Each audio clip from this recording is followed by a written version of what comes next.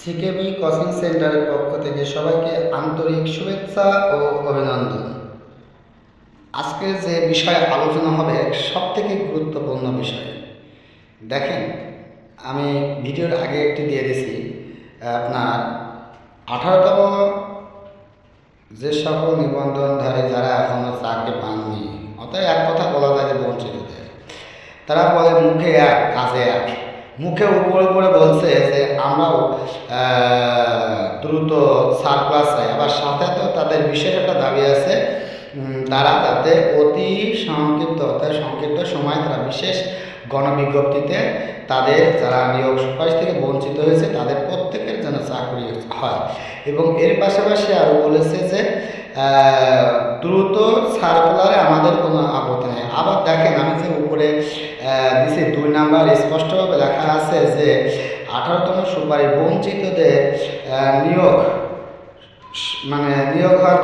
নিয়োগের জন্য যে পদক্ষেপ নেওয়া হয়েছে এর আগে 100% সকলে চাকরি না হওয়া পর্যন্ত কোনো নতুন সার্কুলার হবে না বা স্থগিতকরণ করছে, এটা তারা স্মারকলিপিতে উল্লেখ করেছে।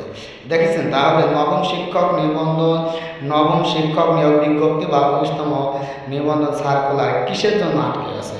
তাহলে আপনারা ভাবুন, আর আপনারা এবার চুপচাপ করে থাকুন। দেখবেন যে এদের এই কুপরামর্শের কারণে নবম শিক্ষক নিয়োগ বিজ্ঞপ্তি থেকে যে সকল শূন্য পদ আছে কিছুই থাকবে না, কলেজ প্রবাসকের ক্ষেত্রে কোনো পদই থাকবে না। অতএব আপনারা এখন সচেতন হয়ে উঠুন এবং সবাইকে জানান এবং অতি অনতিবিলম্বে আন্দোলন বা একটা সমাবেশ বা কোনো মানববন্ধন করুন।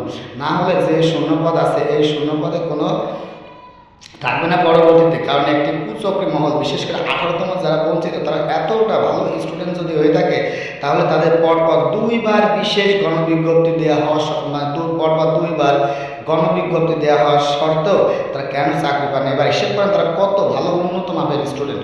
অতএব আপনারা আর বসে থাকেন না ভাই, এখন যা করবেন দ্রুত পদক্ষেপ নেন এই বিষয়ে। এবং আপনাদের এতক্ষণ আমার এই চ্যানেলটি দেখার জন্য অসংখ্য ধন্যবাদ।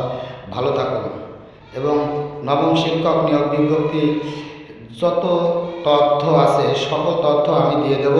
আমার এই চ্যানেলটি সাবস্ক্রাইব করে রাখুন। ধন্যবাদ, সবাই ভালো থাকুন।